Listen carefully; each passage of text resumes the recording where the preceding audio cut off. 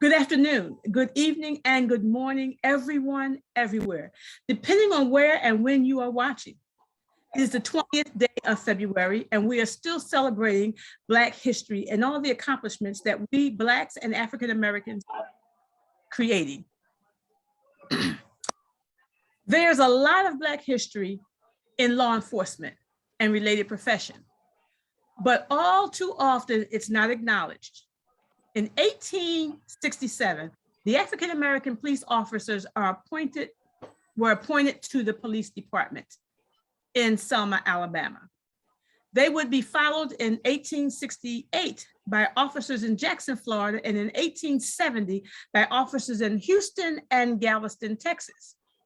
1875, Bess Reed is appointed as the first African American deputy U.S. Marshal. In 1916, Georgia Ann Robinson became the first African-American woman police officer serving in the Los Angeles Police Department. In 1928, Dr. Lewis Thompson Wright is the first known African-American police surgeon. He would later become the president of the NAACP of directors. We can go on and on and on. And as we know, next month is Women's History Month, and we have got some outstanding and dynamic females who are now heads of their large metropolitan police officers, such as Daniel Outlaw, who is the commissioner for the police department in Philadelphia, where I live. And then we have the first female commissioner, Keechant Sewell, I think. Please forgive me if I'm butchering her name, as the police commissioner for New York City. And she is the first woman in the 176-year history of police officers. So Blacks and African Americans have been doing phenomenal things in law enforcement. So today we're welcoming and we're going to talk about Blacks in law enforcement. I am your co-host, Ambassador Lisa Parks, and welcome to Africaonline TV. Now, if you're joining us for the first time and you're joining us on Facebook and you want to join the conversation, come on over here to, oh my goodness, I forgot the numbers already. Reverend Pam, help me out with the number, please. It is 514-199-854. There we go, 514-199-854. Come on over here on Zoom and join us in the conversation.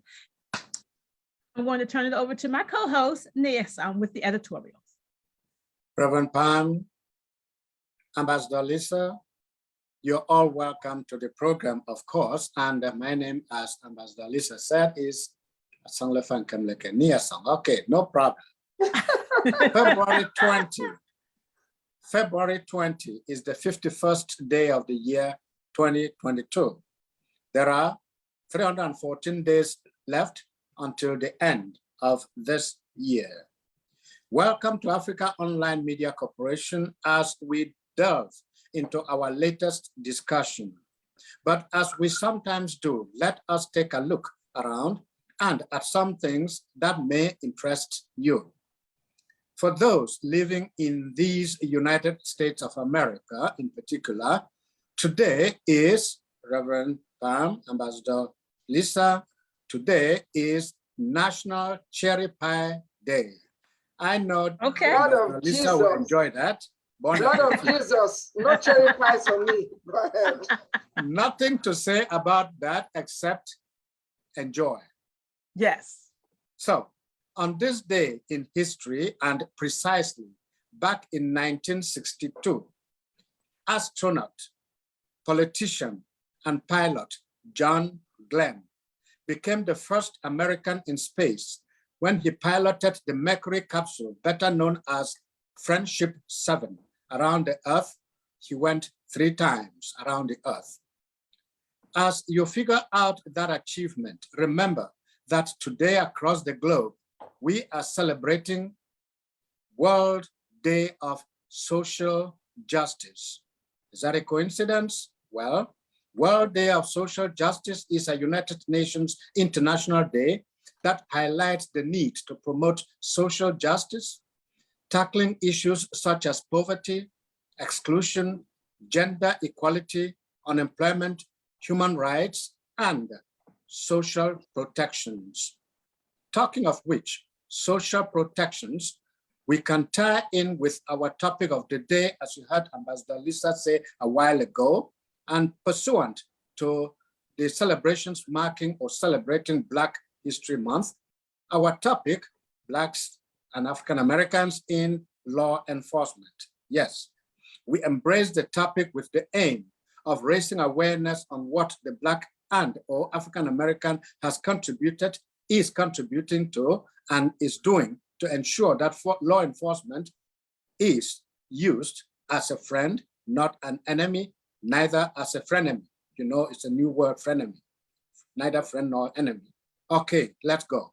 So it is something we thought we should do, and particularly we look at how it happens, especially here in the United States of America. And of course, if we know about it, those who zoom in will tell us about how they feel it in Africa.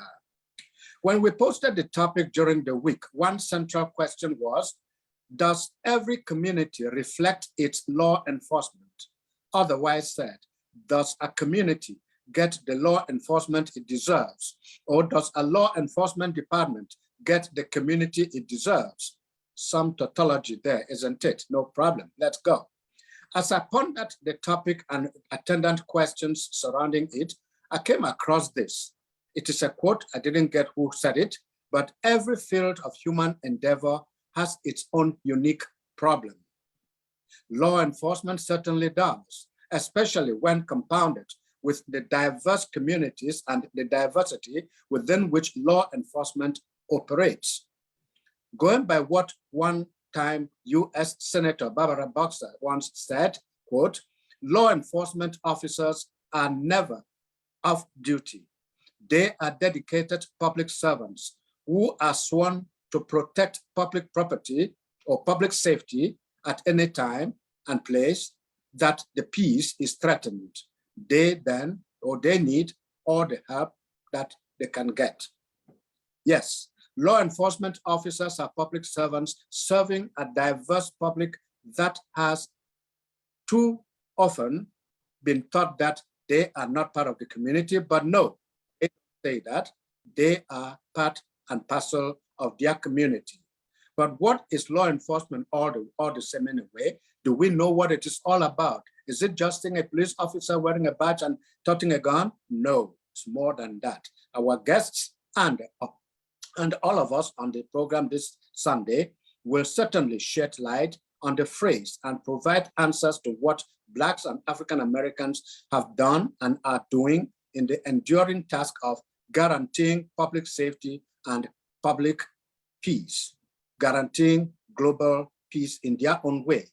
We will together see what collectively law enforcement is doing to, quote, promote social justice, tackling issues such as poverty, exclusion, gender equality, unemployment, human rights, and social precautions as laid down by the United Nations, as we already quoted earlier. Do we have to go with a general concept that law enforcement is laced with some of the social headaches of society, such as corruption, prejudice, and unhealthy relations with the people that are supposed to be the primary beneficiaries of the contributions of that professional field? What note, rather on that note, not on what note, on that note, we are taking our audience to the chair of Africaonline Media Corporation, Reverend Pam, who will introduce all of us, especially our guests. Over to you, Reverend Pam.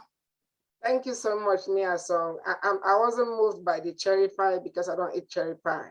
I do eat pecan pie, but not cherry pie. Thank you so much for your powerful editorials. Again, I want to remind our viewers and participants that these are things you write last minute. These are not editorials that you write after 7 days of fasting and prayer. So you are that gifted and you are that anointed. So Ambassador Lisa, thank you so much. I didn't get a chance to look at your backdrop. I'm not sure what it says because you changed it it says Black History. Okay, good. And Sister Ruth, I know your backdrop is celebrating Black history. I can't read all of it. You're welcome. But Pablo, you're welcome. I see our sister, I don't know her name. I sent her a message, but she was driving. It says Moto G Stylus 5G. So I don't really know your name, so I'm not sure how I can address you, but you're welcome. And on behalf of Africaonline Media Corporation, I want to welcome all our viewers, especially our special guest today, Dr. Kishon Hickman. The last time he was on this show, he got promoted just within a couple of weeks, and I sent him a message to Ambassador Lisa. Dr. Kishon, I don't know if she gave you that message, but I said you got promoted because you were here. So tell the city of New York that we are expecting another promotion by the end of Black History Month. You gotta be promoted. You know, we appreciate you. Thank you so much, Dr. Kishon, for accepting our invitation to come and talk to us today.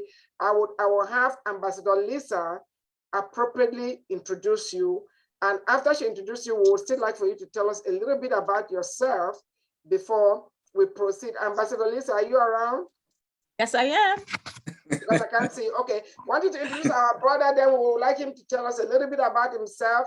And thank your son, a little Kishon. We saw him last time. Hopefully we'll see him today. Ambassador Lisa, over to you. He'll be here. He'll be here. Okay, Awesome. wonderful, wonderful. Thank you, Reverend Pam.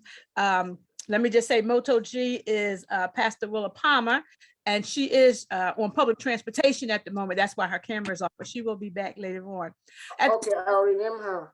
To welcome our special guest today, Dr. Kishon Hickman. He is an executive in a large metropolitan, well, I was gonna say a large metropolitan city, but he has his thing of New York. York, so we know it's New York.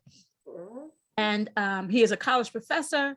He is a holder of an earned PhD in criminal justice. And we thank him for his time today. Share with us what it is that Blacks and African Americans are doing positively in law enforcement. I told him we were not going to be beating him up. We were not going to be demanding to know justice around the world. We're not going to be doing any of that. We're just going to talk about what it is that Blacks and African Americans are doing positively in law enforcement. Welcome, Dr. Kishon. We appreciate it. I know that you seem to be having some problems over there. You were having some problems earlier. Did we lose you? Back. There you I'm go. here. Okay. There you go. Welcome. Thank you for joining Thank you. Africaonline again. We appreciate you.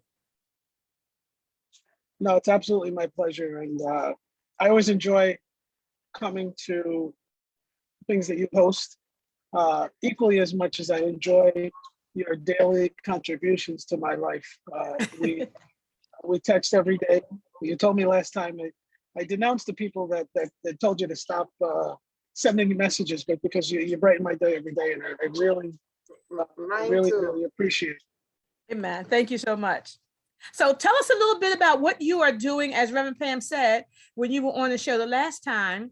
Not too many days hence afterward, you received a very big promotion, and we know that we're not going to be asking for a whole bunch of details, but tell us a little bit, as much as you can, about what is going on. What are your plans? What do you see a vision?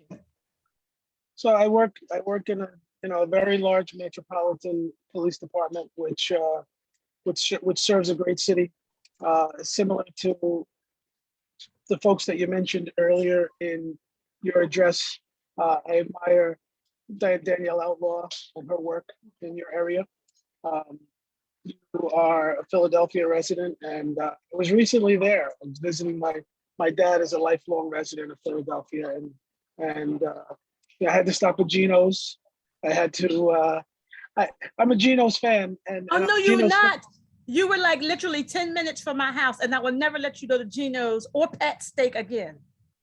Well, I'll say this: I'm a Gino's fan because of the plethora of law enforcement and supportive patches that adorn their restaurant. Which Okay.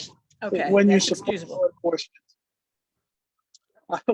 when you support law enforcement, you support not only myself but my family, and I'm very, very pleased to be here tonight.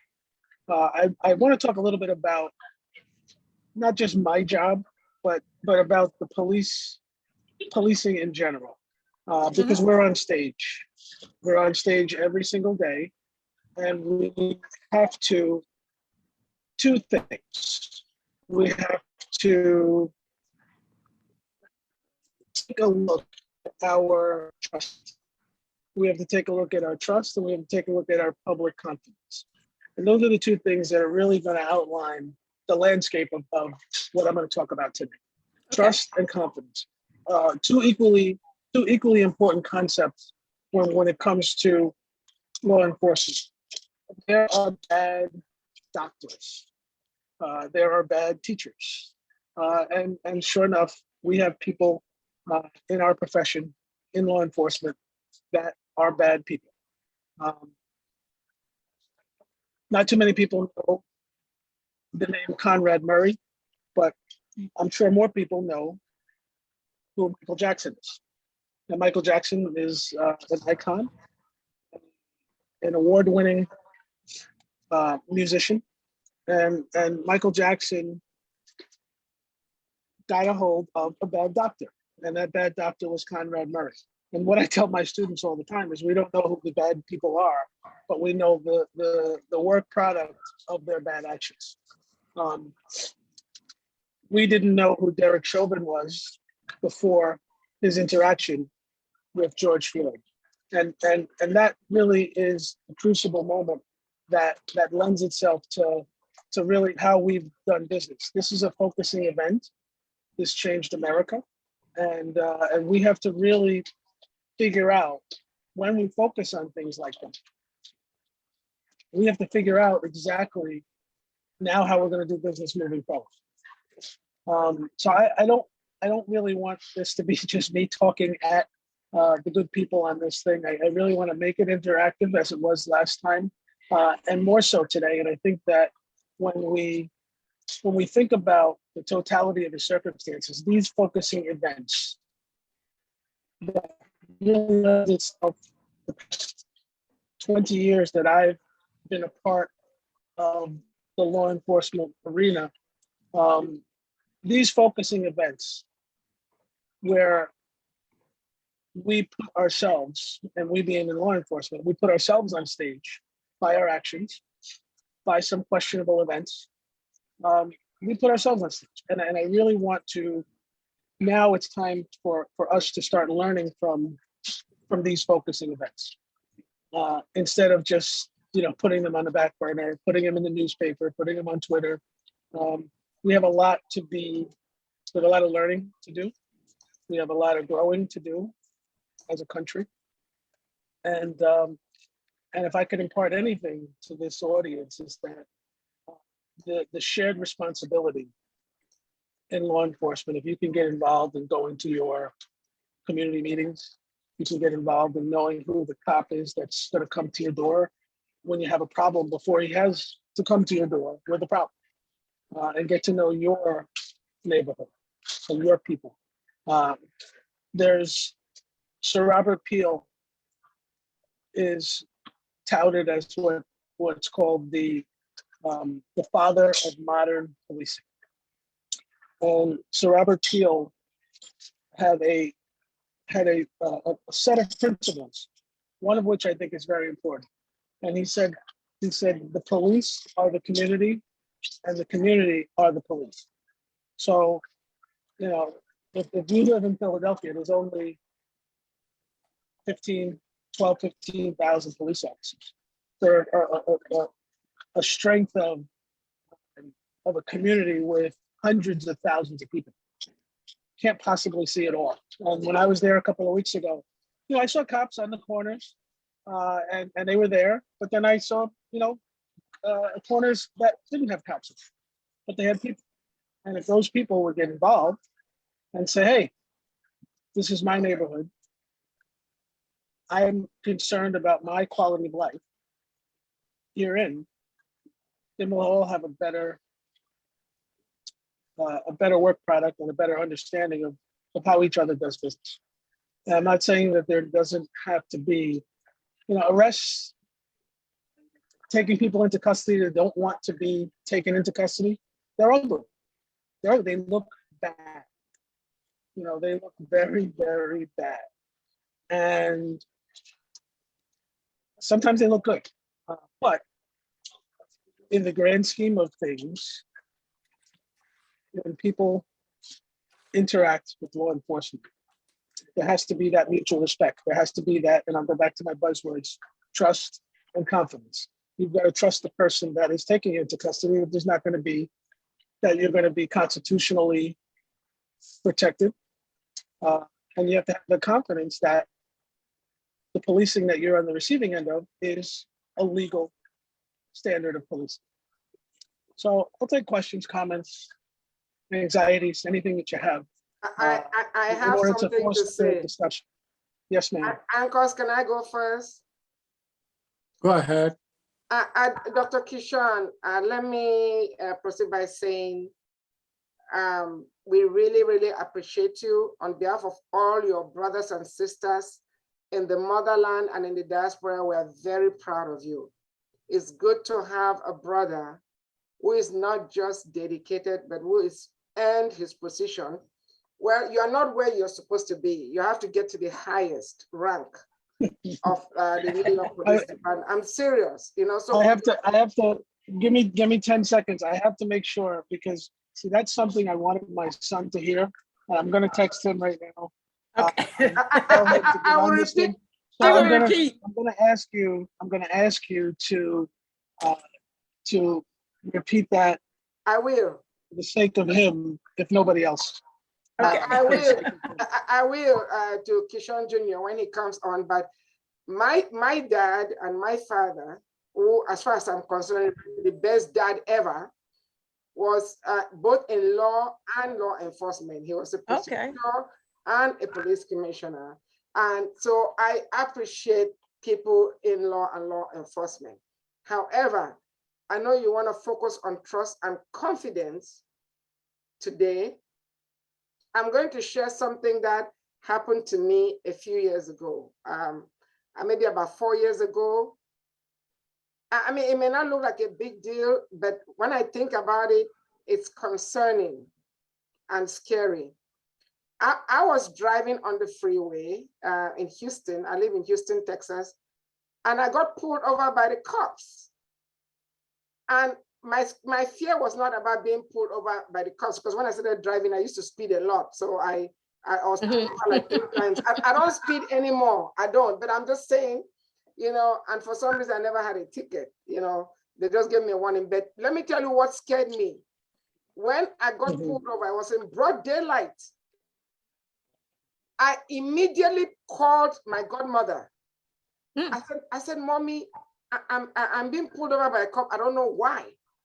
I was so scared. That was the first time. This is why it's concerning to me. It wasn't about being pulled. It was my reaction, my instinctive reaction, that I was scared for my life for the first time ever, that a police, and I'm going back to this trust and confidence thing you're talking about, because trust has to be earned. And for me to have confidence that the police person, by the time I'm done with that person, I'll still be alive, I will not be traumatized. Why did I instinctively call my godmother to say, Mommy, I'm being pulled by a cop and I don't know why? When I thought about it later, I got really scared, because why did my body react that way? I had never reacted that way before. So I asked her to stay on the phone until I was done with the police. So when the cop came and he asked me for my ID, I gave it to him. He's asking me, I wasn't sure why he pulled me over. Lo and behold, he asked me if I had easy tag. I said, yes. Apparently, my easy tag was on a card that I had canceled because somebody, the card was compromised, and I forgot to call easy tag to give them a new card. So he was pulling me over because he said my vehicle was not allowed on the toll until I resolved giving them a new card. But I'm bringing this point is, what would you have to say to anybody out there, an African American, whether male or female, that instinctively reacts that way when, and it's not something that I intentionally or purposefully did. It was just a natural reaction, and it scared the living daylight out of me that I could react that way. You know, so I mean, talk because I'm sure I'm not the only one. And again, I'm a law-abiding citizen. I have never had that reaction before. Even when I was speeding many years ago and a cop pulled me, I was not scared. But this time, and this happened about 4 years ago, and so it had nothing to do with the pandemic. So talk to the people that are currently in the position that I'm in. How can we trust the police if our natural reaction is this kind of fear of our life? Dr. Kishon. So I'll respond in this fashion. And I think that's a very valid, cogent point that needs to be dealt with. And there's a myriad of ways to tackle this problem. However, at the forefront for me, and this is one where even if you have your camera off, you're going to want to lean into the screen and hear what I have to say, because this has a lot to do with the psychology of yourself, and basically the media, social media, etc. These incidents really exude what we call in psychology classical condition. Now, if you're familiar with classical condition, there was a psychologist many years ago whose last name was Pavlov. And Pavlov had a set of dogs. And these set of dogs would, at the sound of a bell, be fed. And there were times where these dogs would hear this bell and begin to salivate, whether there was food there or not. And so the concept of classical conditioning really lends itself to examples like if let's say, for example, if you've ever gotten into a car accident. Have you been in a car accident? Right. So I see Miss Ruth, right? I see you Yes. shaking your head. You've been in a car accident. Yes, So, I have. Have you been in a car accident near a place that you frequent, or in your own neighborhood, right? Yes. And so when you drive by that area where the car accident occurred, your mind automatically reflects to that incident, and you may unintentionally slow your car down a little bit. Yes. You may look at the accident area where the accident occurred, even though it was 10 years ago, 15 years ago. You might have a feeling come over you because you may be a little bit more cautious, right? Those things are what in your body is called classical conditioning. And that is the reaction that you described to me in your question. And that is at least one simple explanation as to why. Because we see the police that, like I said, they're on stage. Some of the bad police officers and bad policing that goes on is on stage. So when now there's a potential encounter, you're automatically reverting to it being bad. I've stopped many a car where I've just told the person, hey, listen, just a heads up, you wouldn't know this. You got a taillight out. And you see the sigh of relief that, you know, they're not going to be dragged in handcuffs or put into prison. So, justifiably or not. But what you described right there is classical conditioning. At its core, you describe classical conditioning, and that is the mantra of people around around the world, certainly around the country and around the world. And that's why we have these peaceful at times protests. And that's what I call them, peaceful at times, because sometimes they're not so peaceful. That's why we have the inherent distrust. We have the inherent lack of confidence. We have the inherent nationwide, just hatred for the uniform. And I guess we can fix it ourselves. We can fix it ourselves if we maybe bend a little bit one way or the other. We can fix it ourselves if we, again, start to get involved. You know, it took Robert Peel, I mean, from the 1800s, the first police department, to say the community is the police and the police is the community. And we just got to go back to basics. Yes, I agree. As a child growing up, I still remember Officer Christmas, who patrolled my grandmother's block. He would stop by, we were all sitting outside, the ice cream truck was out, he would treat us to ice cream. Officer Christmas became almost like part of the family because he patrolled the neighborhood. Now, where you were at Geno's, you were in a non-African American area, okay, which is why you probably saw policemen out patrolling. They don't happen in the inner city. They don't happen in my neighborhood. But a few mayors ago, we had Mayor John Street. He put the police officers back on the corners, and I loved it. I would love to see police officers back in the neighborhood becoming part of the community so that we have a chance to know who our police officers. I'm only 3 blocks from my police district. I don't know any of the cops there, but like Reverend Pam, I don't have a fear. I have been pulled over by police, or at least I've been tried to be pulled over by police. They've had to chase me a little bit. Wait, but, you outran the police? Yeah, a couple times. I wasn't running from them. I wasn't running from them. I just didn't know they were chasing me.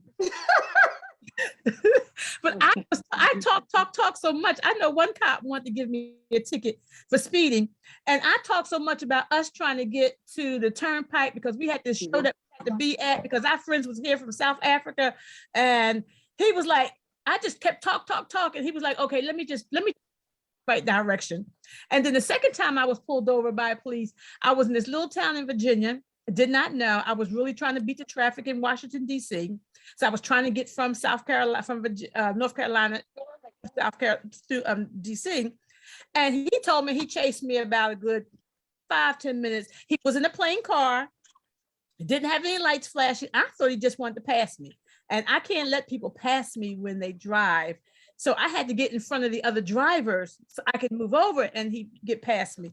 But it ended up, he told me I was reckless and I begged him for a ticket. He would not give me a ticket. That's how fast I was going. I had to go back down to court and pay a massive fine in this little gorgeous town. And I said that town was gorgeous because people were running through there and they were having to pay all these fines.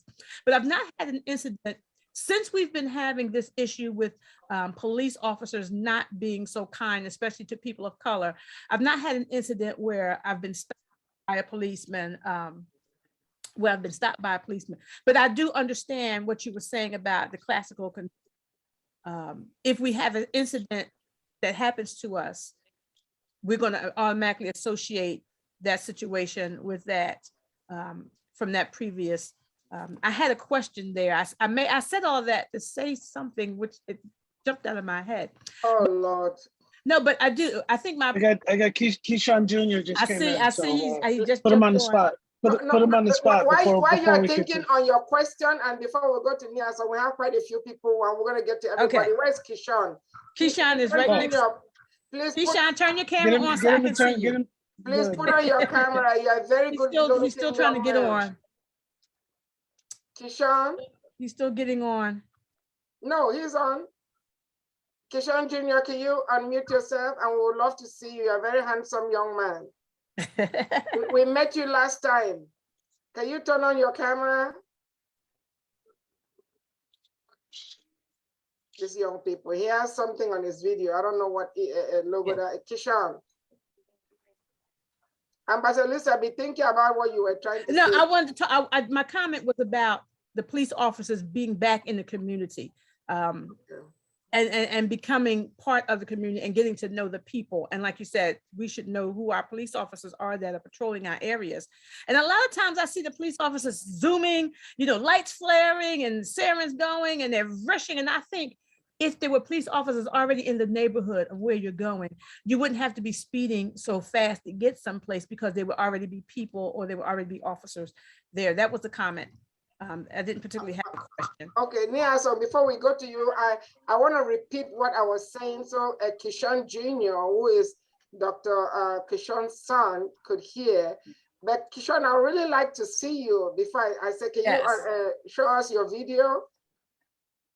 Please, Kishon. You're unmuted. Put the puppy down. Put the puppy down for me. Okay, Kishon, what I was trying to say, and Dr. Hickman, I hope I don't leave out anything. I just wanted to say that on behalf of all people of African descent, we are so proud of your dad, Dr. Kishon Hickman, not only of his accomplishments so far, but for all his services, and that he has not arrived his final destiny yet. He still has a long way to go. And I was also proclaiming to whoever is in charge, either is the mayor of the city of, well, I don't know if I'm supposed to say it, Dr. No, Kishon. don't. Please don't. Well, or better yet, we need him to become the top cop of this country in the very near future. He is very qualified, he's very dedicated, he's very competent, and we are going to say it. Proverbs 18:21 say, death and life are in the power of the tongue. We are declaring it. The last time he was here, Kishon Jr., you were on the show not too long ago, and your dad got promoted. This time, we are expecting another promotion before the end of the month. So let me go over to Nia. So we have quite a few people on, and Yes. please, if you need to ask a question, this show is unscripted. You can either raise your hand or put in the chat box, or just let us know. It's unscripted, and Dr. Kishon is one of our brothers. Nia, so. Yes. Thank you very much, Madam Chair. Dr. Kishon, it's a pleasure again having you. The last time it was like, oh, but we need him here every single day. That said, I personally have two sons in law enforcement, and I also want to ask you this. What motivated you then, and what motivates you today to stay in law, to get into and to stay in law enforcement? Very good question. Yes. I don't know how many days I have left, but I'll tell you. Don't a little count bit about days, my don't mom. count days, just answer the question. No, it's our show, so we can extend the time. Take your time. No, I'm just saying that you should not count days because he's still in it, he will still be in it, and he'll be in it till, well, not counting any days. So, Dr. Kishon, the question is to you. So to take you back to, I guess, a time where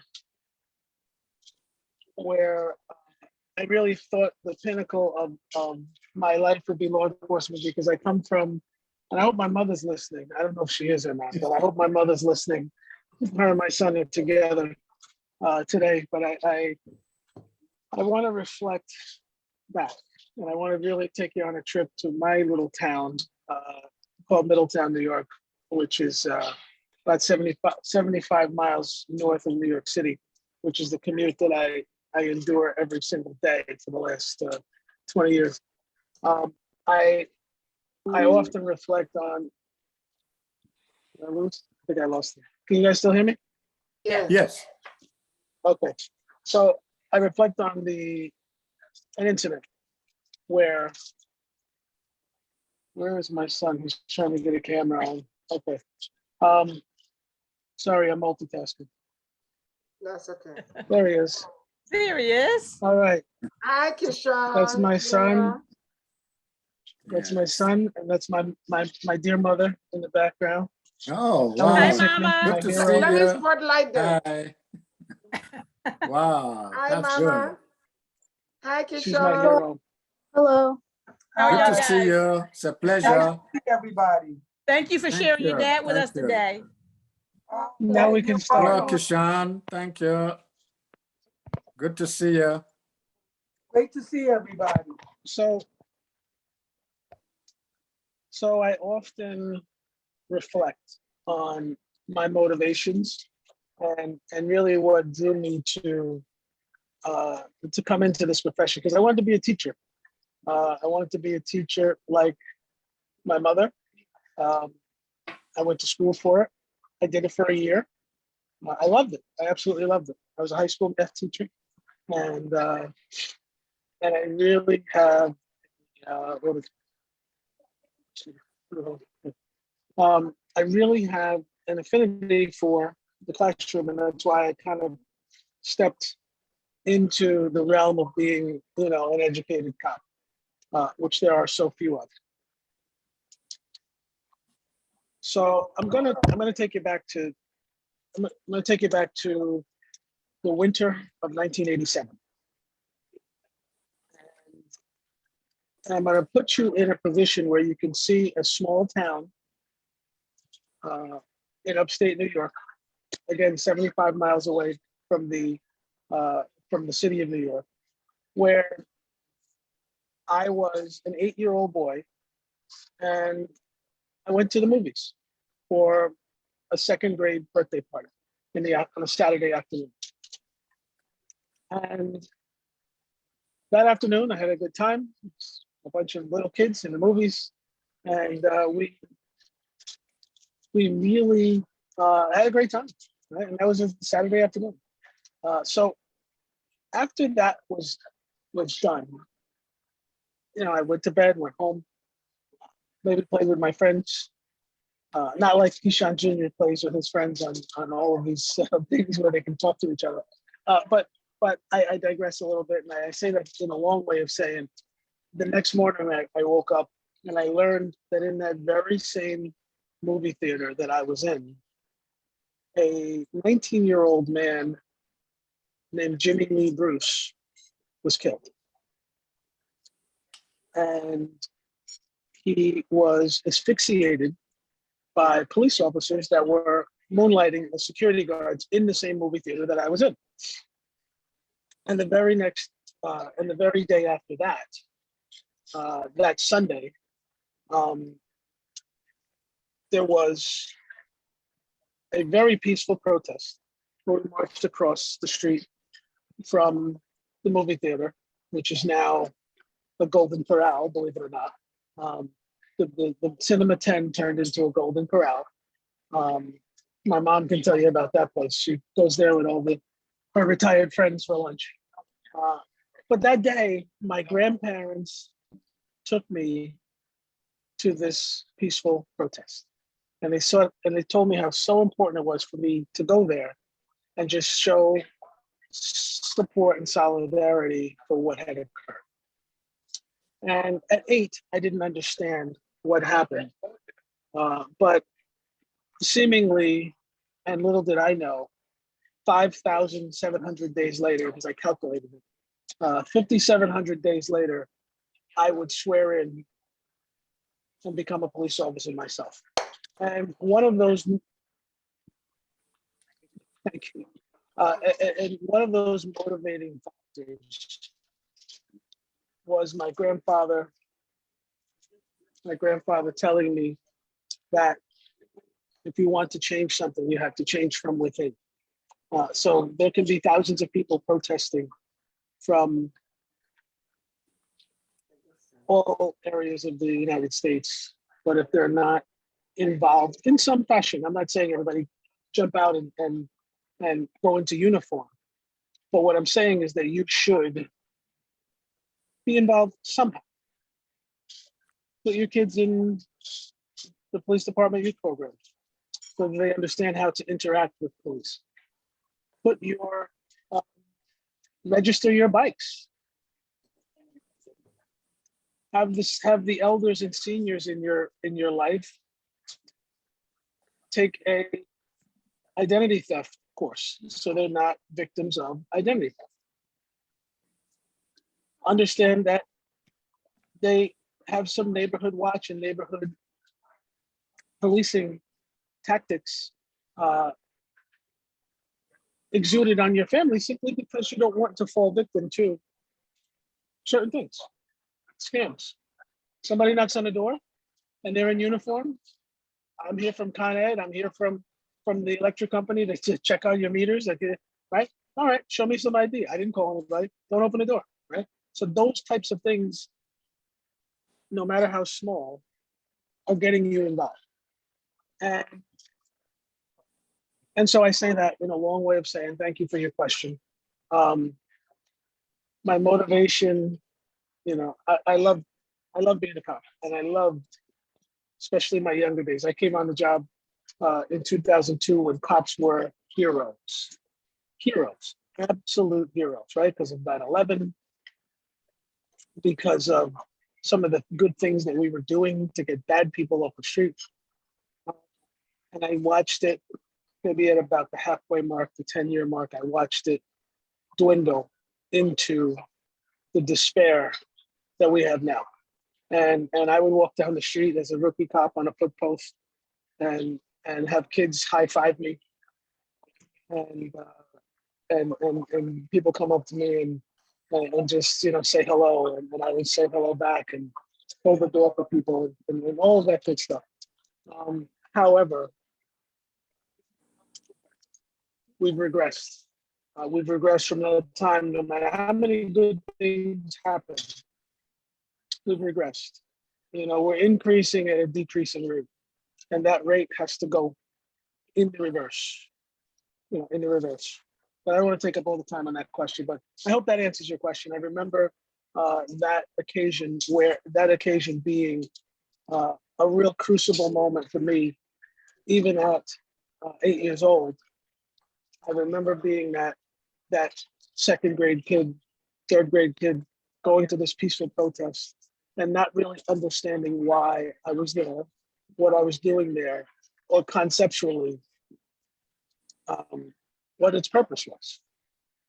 But I knew that I had to, affect some sort of change, and I'd like to think, that I can celebrate 20 years later. I can celebrate the fact that perhaps I have. That being said, Dr. Kishon, thank you very much for the answer. It addresses my question, but I have a follow-up. That was then. Since then, a lot of water has flowed past the bridge, and the circumstances have greatly changed. What would you tell that young man out there? The employment situation is not good, but there are openings in the law enforcement departments. What would you tell that person to do? Should he go in, or should he refrain from going in because of the circumstances we live in today? Well, I'm a firm believer that nobody should be discouraged from their dreams. Nobody ever discouraged me in anything that I have done, getting promoted, subjecting myself to intense study for not only civil service exams, but for higher education in my master's degree, where I examined juvenile delinquency in our community, in African American communities. I examined that from a holistic perspective, extensively monitoring the most violent juvenile offenders in one of the most violent boroughs of New York City. And then 5 years later, when I decided to go and get these very painstaking initials in front of my name, which I know my mother is very proud of, but I wouldn't do it again. And I subjected myself to studying the police, the first ever in 2015, the police body worn camera. So I say that as a long way of saying I would never discourage anybody. There's people out there that are born and want to be a cop from when they are 5 years old. Mm-hmm. Despite circumstances, despite rhetoric, innuendo, bad people involved, I never discourage people. So in my, especially my college students, because then I would be out of business. Right? So yes. I have to encourage people, minorities, women, and I think it's encouraging to see people as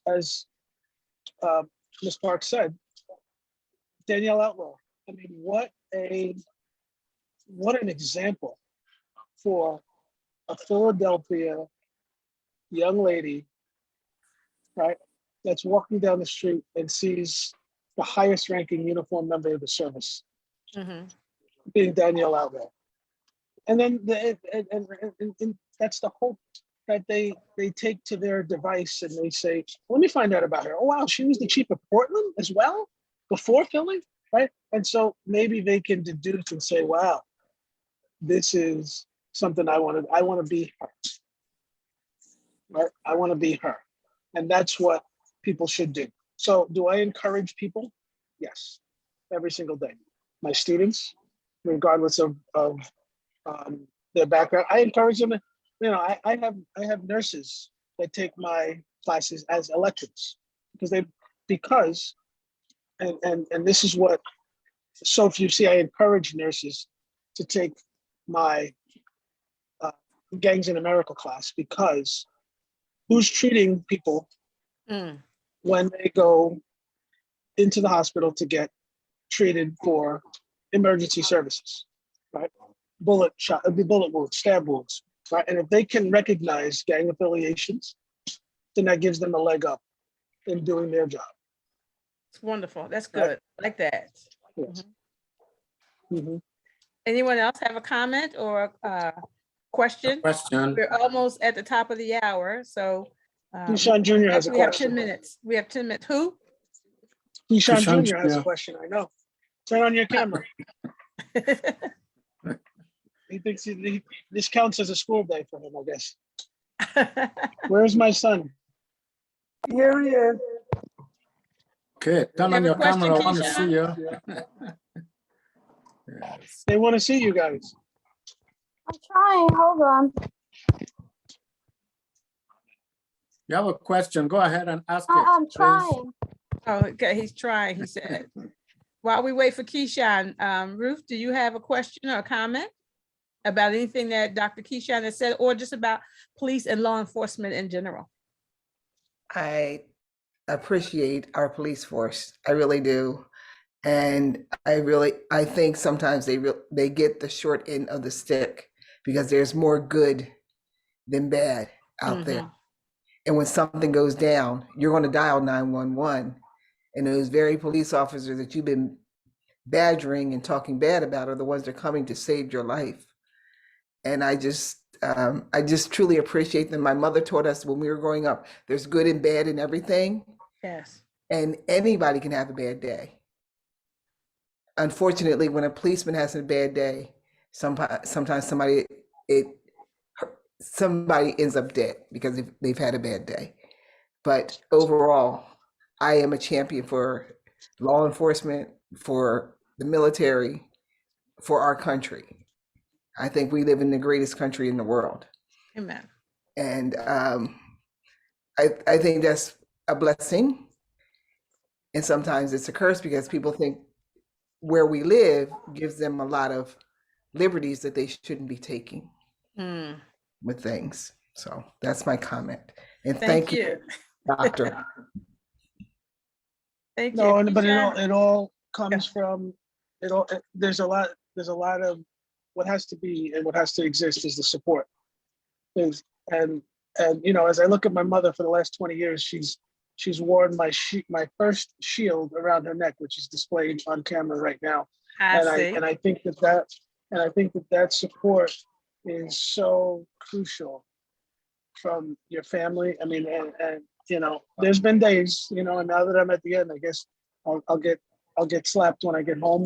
But there's been days that I've said, I'm not gonna wear my vest today, or I'm gonna take a little shortcut, and things happen in an instant.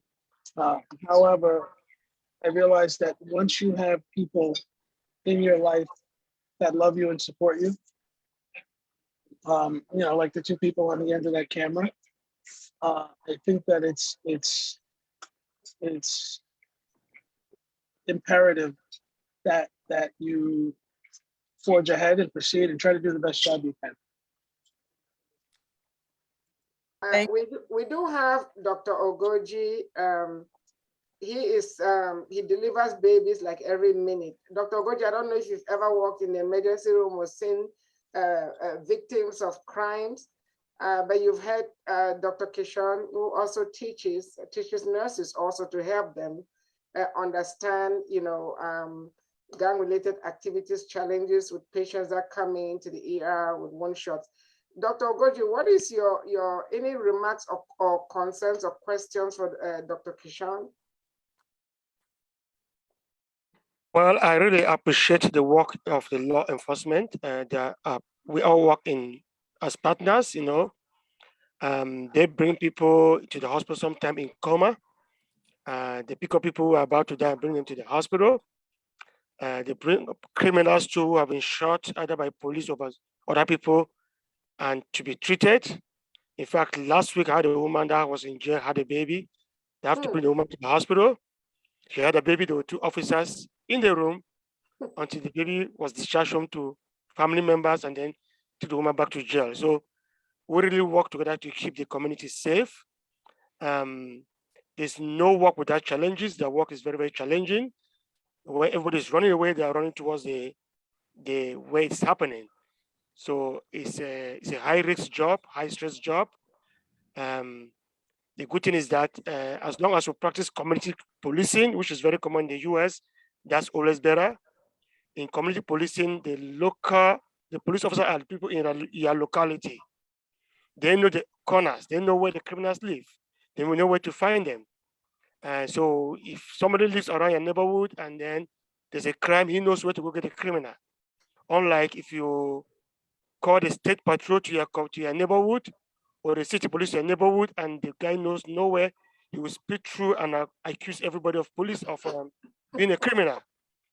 In fact, one I always remember very well was one of my patients. He was only 12 or 13. He was a 12-year-old guy, but tall, he looks 17.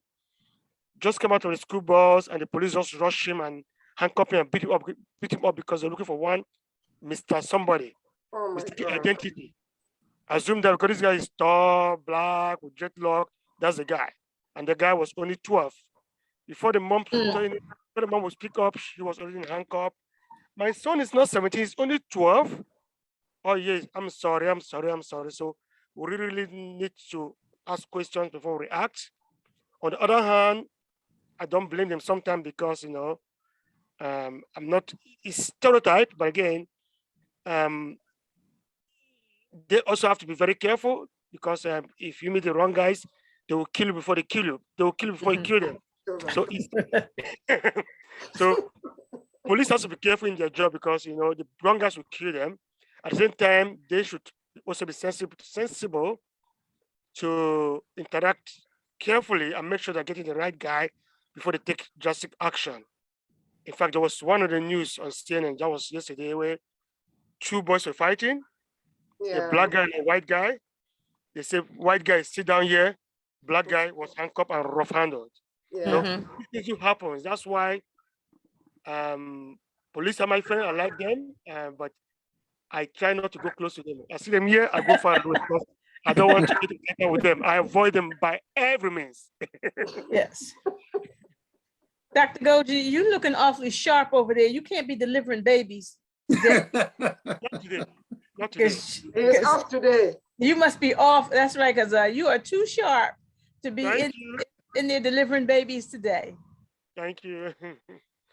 Okay, we have Brother Pablo, who's zooming from the beginning, and Pastor Palmer and Sister Nancy.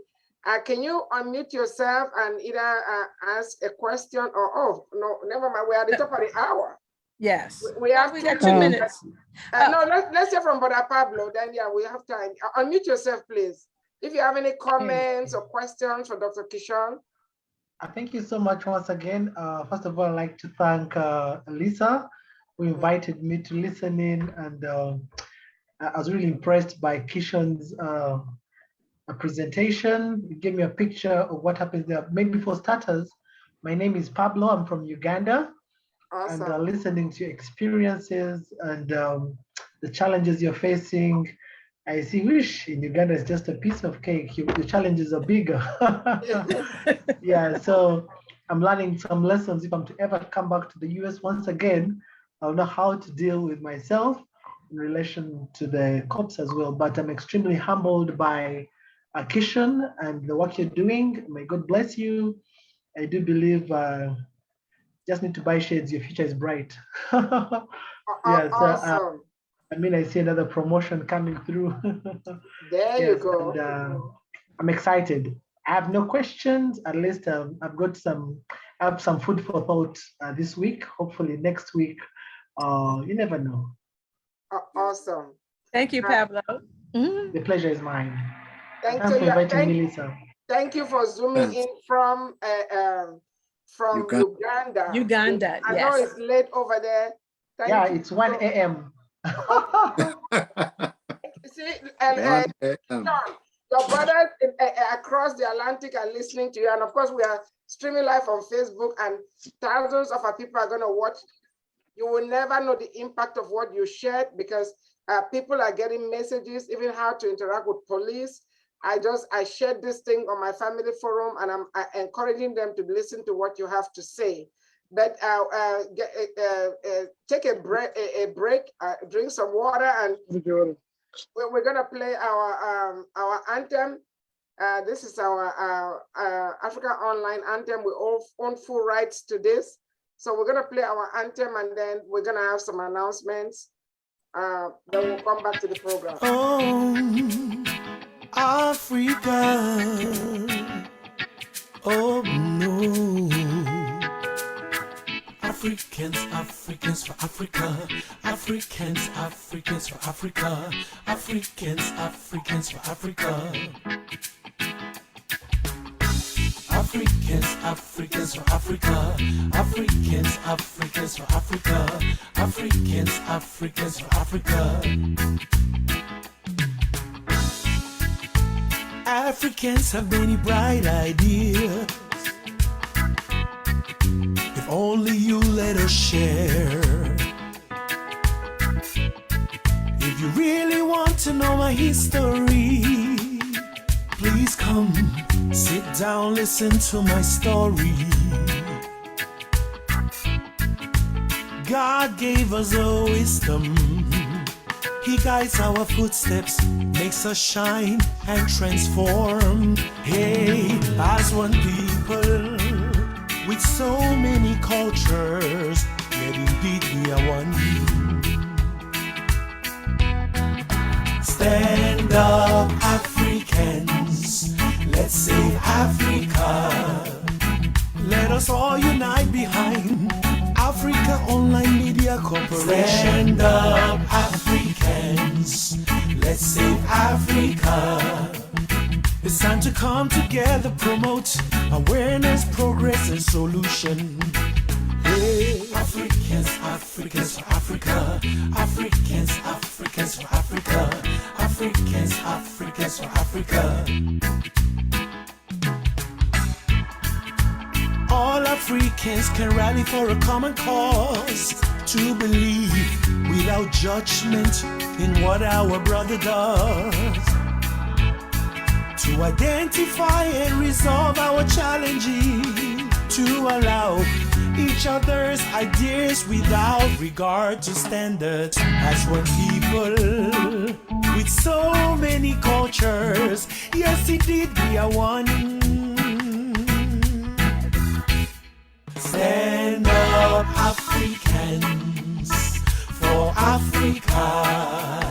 Let us solve all the problems plaguing our continent. Stand up, Africans, let's save Africa. Let us empower Africans in and out of Africa. Stand up, Africans, for Africa. Africaonline Media Corporation, that's a good way to start. Stand up, Africans, let's save Africa. They have all the resources we need to benefit our society. Oh.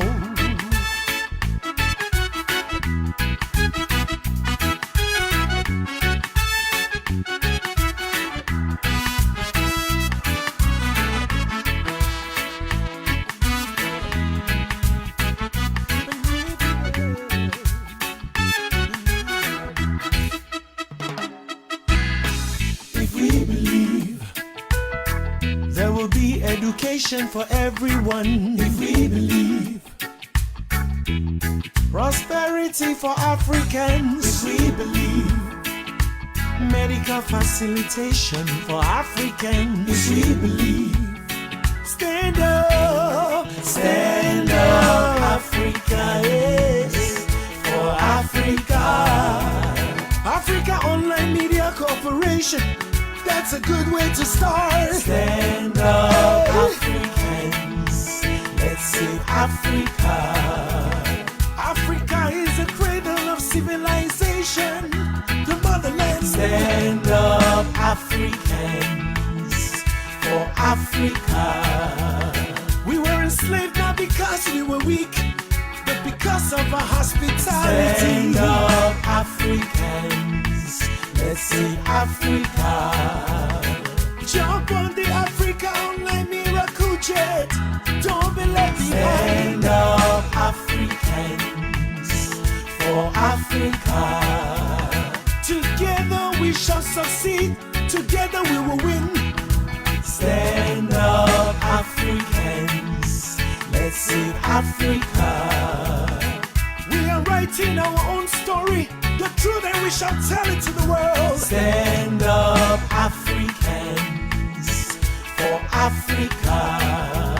No more lies. Africans own Africa. No more lies. Africans own Africa. I wrote those lyrics under the anointing a few years ago. We own full rights to that song, you know, and I want to thank Skipper for composing it. Before I announce the next topic, on behalf of Africaonline Media Corporation, I want to do a shout out to all our brothers and sisters in law and law enforcement. Your job is not easy.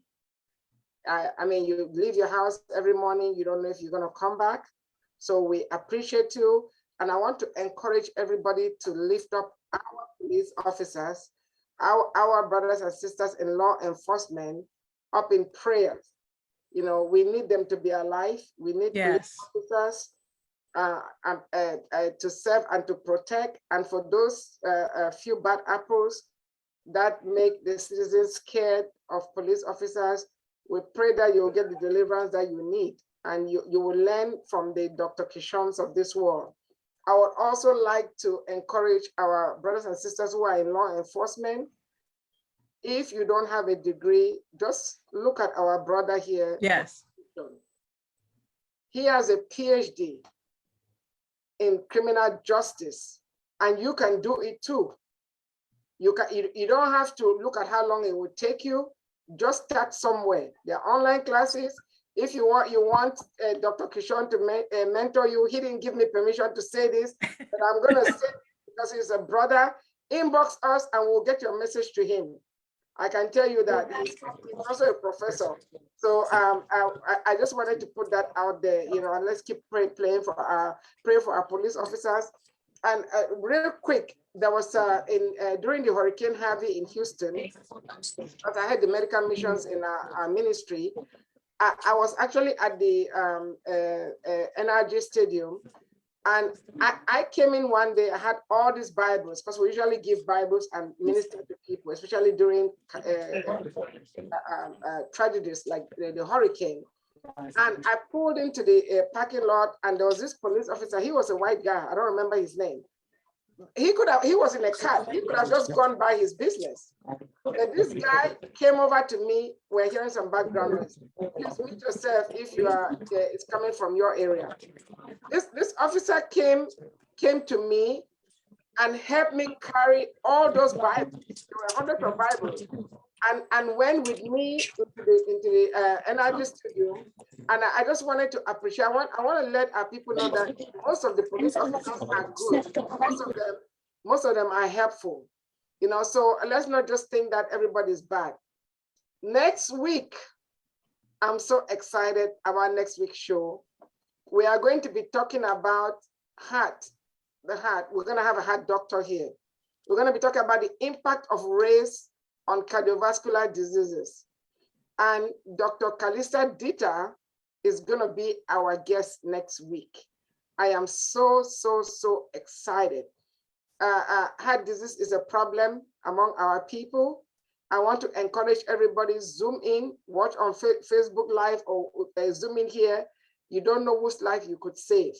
But we need to take care of ourselves. And I think when you hear it from your own brother or sister, you would actually, he was born and bred on the continent, but he lives here in the United States. So we're going to be talking about the impact of race on cardiovascular disease. Believe it or not, they are connected. So I'm going to hand over to Ambassador Lisa. After Ambassador Lisa, we're going to have Mia Song speak to our French brothers and sisters, and then we'll get back to this topic. Ambassador Lisa. Thank you, Reverend Pam. Africaonline Media Corporation has an ongoing fundraiser. It is Operation Borehole 55, and it is our desire to see a borehole put in every country on the continent of Africa. There are so many of our healthcare facilities that have been licensed and approved by the government that do not have running water. That is unheard of, it is ungodly, and we want to do something about it. So we want you to visit our website at www.africaonlinetv.org and make a donation. It does not matter how much dollars, rands, shillings, pounds, whatever you have, all of it will go towards the borehole project. We are so happy to announce that we have completed our first borehole in Sierra Leone. And we will be moving on to the country of Kenya next, but this requires funds. So, and at this time, and I do believe, oh, she's not back. She's trying to get in, but I wanted to announce that we have a new monthly donator, a new monthly contributor, which is Pastor Willa Palmer. She is traveling. She's traveling from out of town, and I don't know if she's going through places where she's been kicked out with internet, but I wanted to announce that Pastor Willa Palmer, along with Prophetess Ruth Presley, are two of our newest monthly donators towards our borehole project, and we are so excited. Awesome. This is an international program, and we are looking for not only people in the diaspora, but we're looking for people on the continent to join us on our Sunday show, join us in our borehole project. Again, if you want to contribute, go to www.africaonlinetv.org and you will find projects there and you will be able to make a contribution to the borehole project. Thank you so much, Reverend Pam. Tax-free. We have a tax accountant and she will give you whatever tax write-off you need. 100% of your donation is tax-free. Pablo, get everybody in Uganda, including your president, to zoom into this program next week. They need to watch. Okay. Get everybody in Uganda, you know, and if they are by force. Yes, if they are Pablo is somebody in Uganda, and I'm on this show, so I got him to tune in just so he can kind of get an idea of what we do. Yes, we'll get him on the show. Ambassador Lisa is the best producer ever. And his name is Asonglefac Nkemleke. I renamed him Ni Asong, so it has stuck. He is a former professor of journalism and an iconic journalist from the country of Cameroon. So we have just the best of the best here. So Pablo, just to introduce myself. Go ahead. I'm Pablo Kenneth Chimuli. I'm a journalist by profession and a comedian by occupation. Really? A Rotarian by vocation. A child of God by grace. Amen. Yes. Good. Ambassador Lisa will work on getting you on the show. So near to our French brothers and sisters. Okay. Merci, madame. Merci, chers auditeurs. Nous vous prions de faire votre contribution pour qu'on puisse creuser ce point d'adduction d'eau dans les divers pays africains. Opération Borehole 55. Il y a 55 pays en Afrique et nous sommes en train de creuser des points d'eau pour de l'eau potable parce que de l'eau c'est la vie, et nous vous prions de nous donner un peu de sous pour qu'on continue à creuser ce point d'eau dans les divers pays africains. On a commencé au Sierra Leone, le plus récent vient d'être construit là-bas. Notre destination maintenant c'est le Kenya et nous vous remercions beaucoup pour votre contribution. C'est www.africaonlinetv.org and you make your contribution. Faites votre contribution là-bas. Vous ne payez rien comme impôt, c'est plutôt déductible. Donc, merci beaucoup et la semaine prochaine pour la continuation de notre émission aujourd'hui. Just stay put and let's move on. Ambassador Lisa, I think you're the one with the next question. Or is there a hand raised of somebody wanting to add something. We've not heard from Sister Nancy. Oh, Is she there? She's muted. Pardon me? yes, Hello? Nancy. Yeah, you certainly have something to say about law enforcement. I love law enforcement. Okay. It's all in your attitude and, you know, how you, every action has a reaction. Mhm. So, you know, just smile, answer their questions, and hey, go on. Don't be the tough guy, because you're not going to win. That's right. You're not going to win. Awesome. Thank you, Nancy. I have a It question. was great. I have a question for Dr. Kishon. Yes. Dr. Kishon, you can speak from either training or personal experience. There are a lot of, you guys as police officers, you come in contact. I'm not talking about you now, but those on the streets, they come in contact. Oh, sorry, we're having some background noise.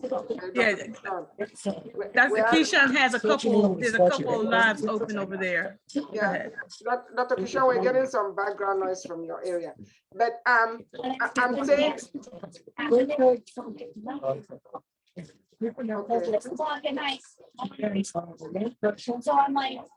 Hopefully that's better. I'll mute myself until I respond, all right? okay, yeah, okay. So I'm saying that, and not you now because you are, you know, you're a big man in the police department, but for those officers, or when you were on the street, a lot of officers come in contact with, you know, with human beings. Some of those human beings are carriers of diseases. I don't want to mention specific diseases, but I'm alluding to infectious diseases. How do you protect yourself? Because I don't really see, I mean, where the pandemic has come and got mandated masks, even though they are no longer mandatory. So at least you protect yourself from, you know, inhaling stuff, but there are people that you don't know what kind of infectious disease they have. And sometimes if whether it's a gunshot or it's a fight, their wounds, their blood. I was gonna go into medical school, but I can't deal with blood. I don't even watch blood on television, let alone, you know, to come in contact with somebody with blood. How do you, again, you can speak from personal experience or from training, because this is exposing our police officers to danger. You know, coming in contact with people, you don't know what they have because it's not written on anybody's forehead if they are carrying a disease or they are infected. How do you guys handle that?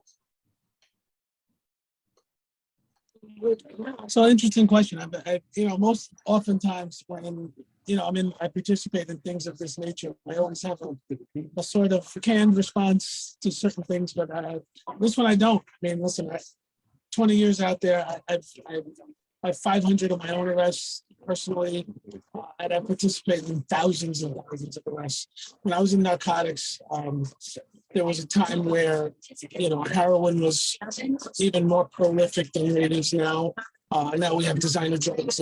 I'm not saying, I mean, listen, people that you come in contact with, it has to be habitual for cops, meaning I'm going to fingerprint somebody. Before I do so, I'm going to put on gloves. Or, you know, now we're in a habit of wearing masks just to protect ourselves. I have one here. I think when these things become habits, we can always see an avenue to control or reduce risk.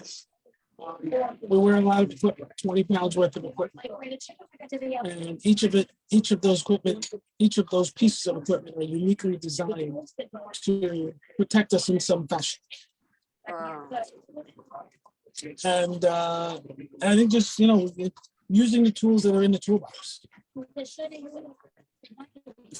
20 pounds, Yeah, I that's a think it's the lot. best way. That's a lot. That's a lot of weight. I didn't know that. That's a lot of weight. 20 pounds.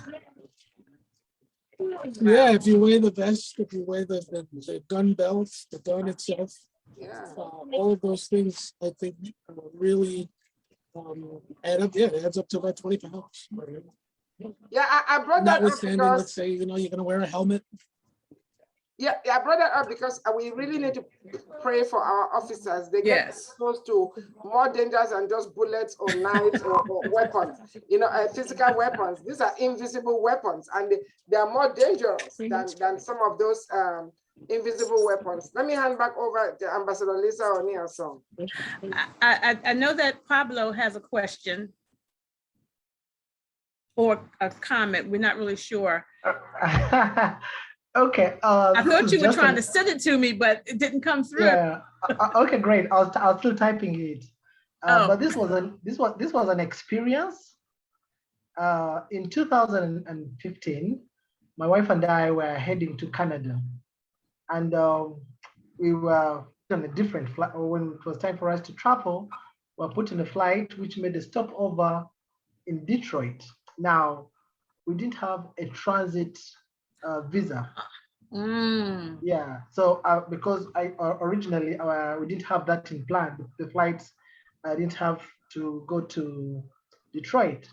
So while at Detroit, we were held and questioned, but then they realized that it was the flight's problem that decided to go to make a stopover, and they put us on I think it was called Delta plane to take us to Canada. However, they took photos of my wife and I, those photos of the side, and you always watch them in movies. Mugshot. We call those mugshots. Yeah.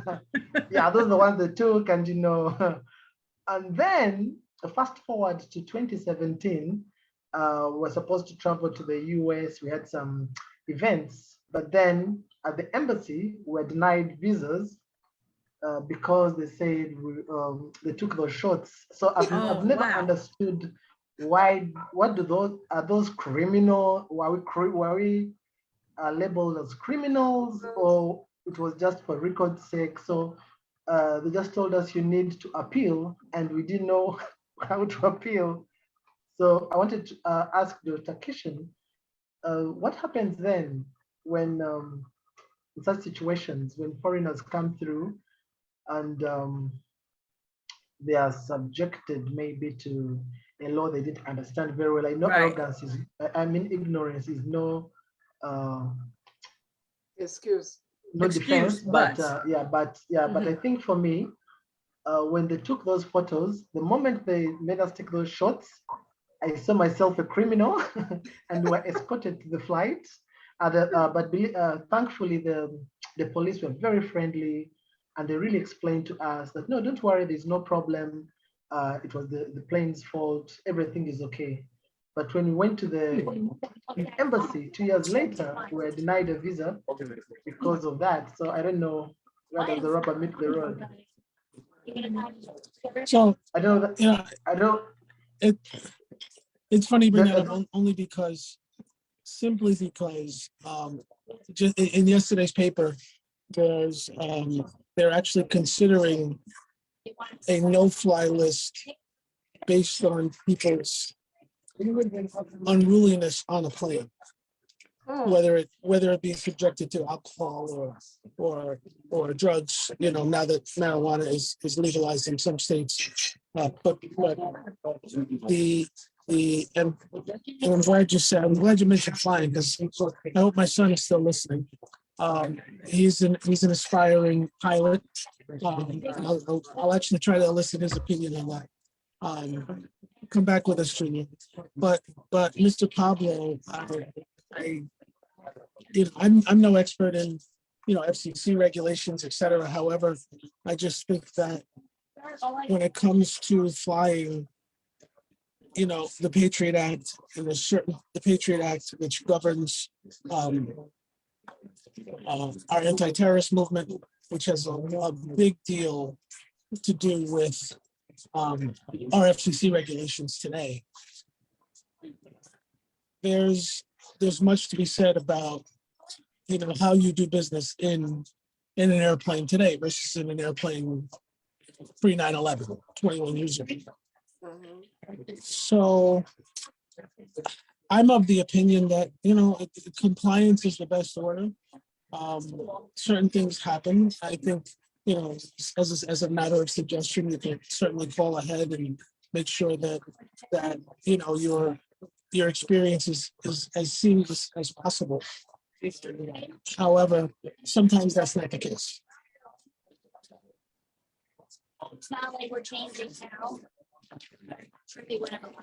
Not being an expert in FCC stuff, I hope that at least very cursorily answers your question. I don't know if that was FCC stuff or is that more of immigration issues that need to be addressed.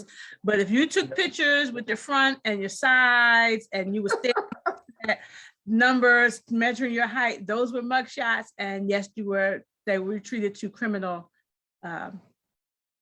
events. But how does he clear that? Ambassador Yeah, I told Lisa, I'm going to investigate. I'm going to investigate that. I don't know if I need to talk to the U.S. Embassy. I'm going to talk to Stan and some of our people in the Mayor's Commission. Awesome. I see my cousin has just joined, and I'm sure he did not have permission to be a part of this show, but I want to welcome Kevin B., who is a part of the police force in a major metropolitan city as well. Thank you for joining. I see you're traveling and we're almost done, but thank you for joining us. We're going to be taking a round of the table for last comment, and our subject today is Blacks in law enforcement and how they contribute to society. So we will be coming to you, Kevin, for a comment. So be thinking of something that you would like to add, okay?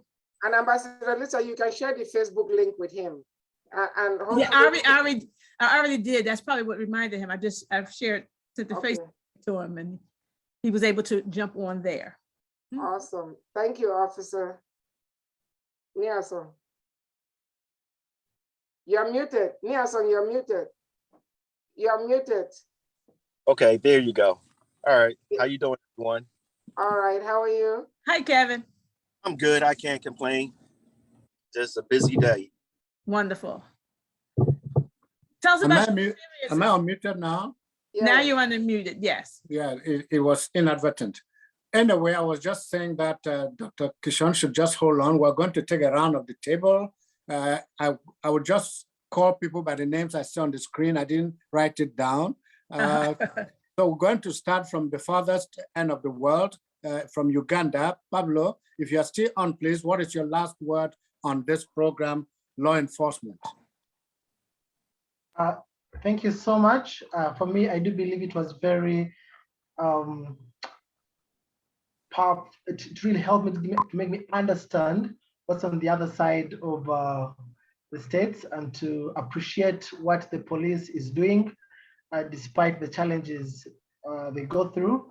And most importantly, to thank you for this show, because it really helps us to understand not only how our law operates here in Uganda, but also to see that there's some things that they have in common.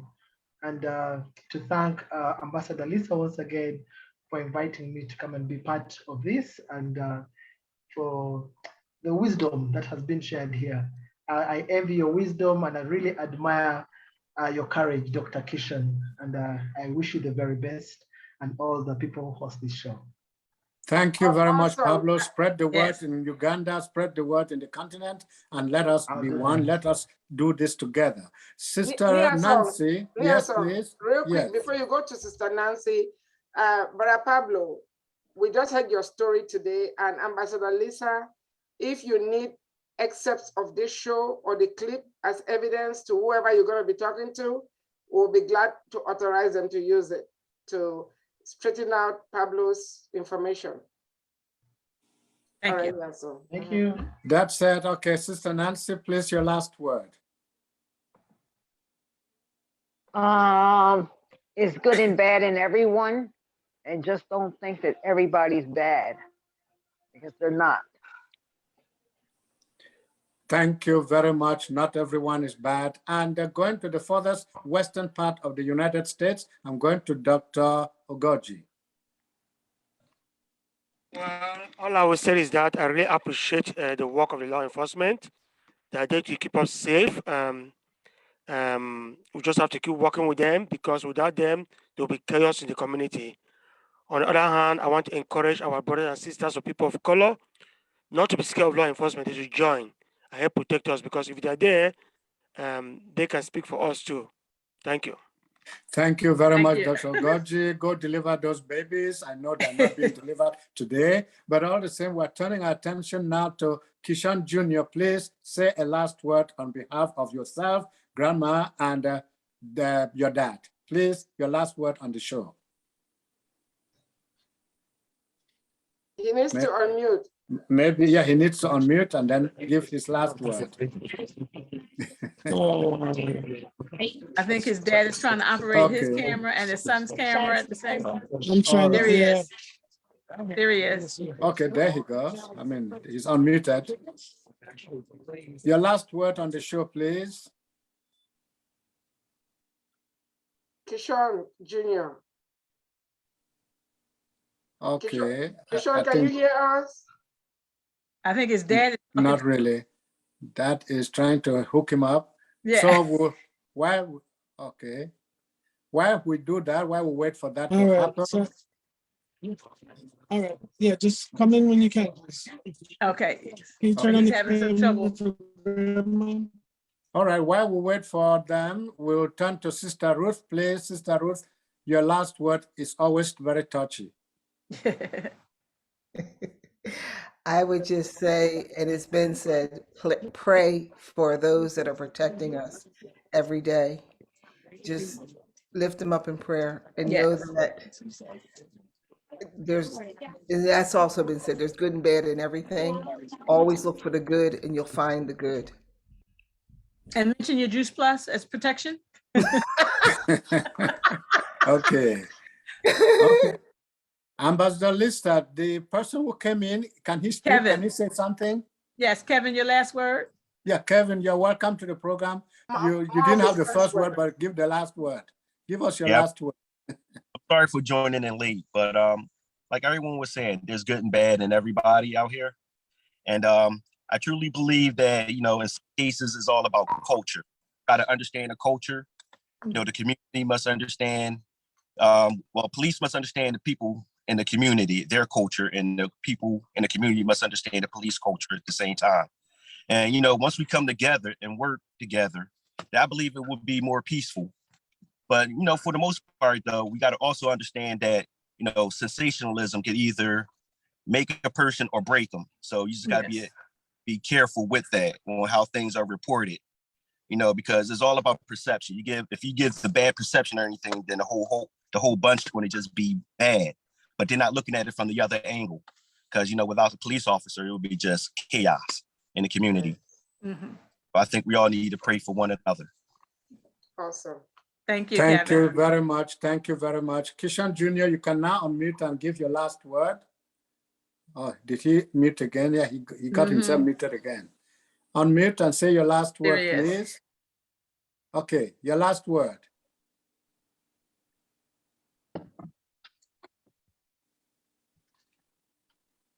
Okay, we will. And Junior, we're coming back to you last, okay? Okay. Okay, Ambassador Lisa, your last word. Okay, my last word. Thank you, everybody, for joining in. Thank you, Dr. Keyshawn. Thank you, Kevin, Pablo, Mukama Yebaziwe. We appreciate you for joining in and for staying up late. And we are looking forward to having you on this show real soon. The scripture tells us to pray for those in authority over us. That means that we ought to be praying for our president, our governors, our mayors, all of our police officers, pastors, and everybody, and our police officers especially. They lay their life on the line every day to go out there to protect us. And if we would be more conscious of what it, like Kevin said, if we would learn the police officers and the police officers learn our culture, we would be able to get along. So let's keep all of our, those in authority over us lifted in prayer. Keyshawn, we're gonna keep you in prayer, especially with all that 20 pounds, you and Kevin, especially with them 20 pounds of equipment. I know that you all were carrying 20 pounds of equipment on you every day. Let me just say, y'all make it look good. So thank you. Thank you all for joining Africa Online, and don't forget Operation Borehole 55. There's Keyshawn. We finally Keyshawn, Keyshawn and Mama over there. And if Mama want to say something, Keyshawn wants to say something, let's give them. Let Mama say something. I'm so listening to this Africans for Africa, the conference, and we must stick together. We must live and love each other and work together for the good of our country and our future leaders, which is my grandson and the other and all children.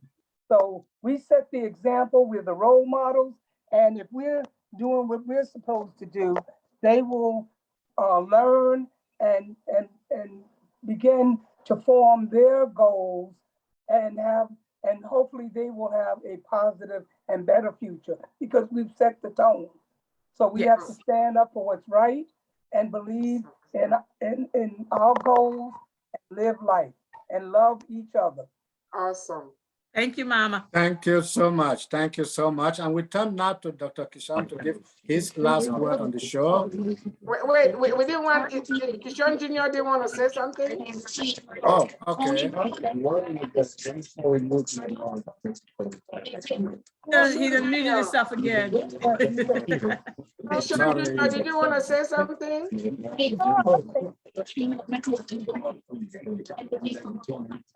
I think I rushed that part of the show. It's okay. Go ahead, Junior, say something. Okay, I'll say something. I'm gonna say that everybody stay safe and have a good afternoon and night or morning. Right. Thank you so Thank you. much. Thank you, so Keisha. much. Yeah, that's great. Okay. Dr. Kishon, the last word is for you now.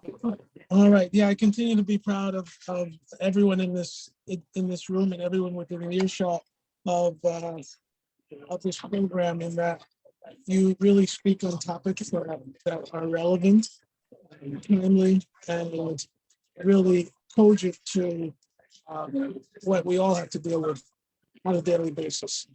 Continue to trust, as I say, and continue to have confidence in the police as we work together to bring about a semblance of harmony that existed prior to some of these incidents that have really been defining moments in our history. Thank you for your encouragement for me. I don't know how many days I have left in this profession. Maybe it's on to bigger and better things, but 20 years of this is a long time. It's time to turn the page at some point. However, I'm always here for you. I may be back next week and find out a little bit more about my heart and figure out why I have high blood pressure. Oh yes. But I'd love to be back anytime. Awesome. Anytime that the spirit moves you, and thank you for praying for our leadership. I think that's very important. Thank you for this group, and most importantly, thank you for the gift of your time. Thank you very much. Wherever you go, whatever you do, you are in our prayers. Always, yes. Yeah, thank you so much. Before I even say anything, on behalf of Africaonline Media Corporation, on behalf of all the people that Dr. Kishon has touched their lives, I want to say thank you to Mama Kishon. Mama, thank you for raising a fine young man that is transforming lives, both intellectually, physically, and beyond. Thank you, Mama. We really, really appreciate you. And on behalf of Africaonline Media Corporation, I want to thank Dr. Kishon Hickman. Kishon Jr., thank you so much for always, this is your second time coming and you're ready to come. And that blood pressure is out the door. We don't need that blood pressure because the Lord still has a lot of things for you to do. I would also like to make a suggestion, but just to comment on what Dr. Kishon was saying about our topics. Our motto is awareness, solution, and progress, raising awareness about issues that affect Africans, and when we say Africans, we mean people of African descent. That includes African diaspora, which we are one of, seeking solutions to those problems and making progress. But I would like to suggest and encourage every mayor under the sound of my voice, whether they are in the motherland or in the diaspora, to create a Meet Your Officer Day and a Meet Your Community Day, where, because a lot of these things are ignorance, it's based on ignorance. If you don't know the people, you will not be able to relate to them. So if they can create I just thought about this, you know, I didn't read it from anywhere. Meet your officer day and meet your community day, where the officers come and either they get on the grill and barbecue or whatever the community wants to do, however they want to interact with them. I think that would build the trust, because trust is earned. Trust is not given. Love is given, but trust is earned. I think when people start communicating, they start talking to each other, they will understand. I'll give you a simple example about our cultural differences and even environmental factors that affect our differences. I had an employee who was from a different cultural background than me, and I asked her to do something simple. She couldn't do it. And me, sometimes I can get impatient with people who are intellectually slow. That's the truth. So I told her, don't worry about it. That's what I said with my hand. I had no idea that hand meant something else to her. She went and she didn't even tell me. She was weeping and said I was basically saying, talk to the hands, which at that time I didn't even know what that meant. But I say this to say, when she found out that that's exactly how I speak, or people from my area speak, we speak with our hands, we make gestures, then she realized that I didn't mean any harm. I say this to say a police officer may come to a community of people from a different background, cultural background, racial background, or religious background, economic background from him, and he may misperceive either emotion or a word or something that they say. So I think meet your officer day or meet your community day will do a lot of good. Niason. Thank you very much. And I just wanted to let you see my grandson, my second son at the summit of Mount Kilimanjaro. This was for his 41st birthday last week. And he's back now in the United States. He's sitting in the middle there. He's sitting in the middle. So that is Wait, my I can't son. see that. Just, yeah, I know it's on Facebook. It's on Facebook.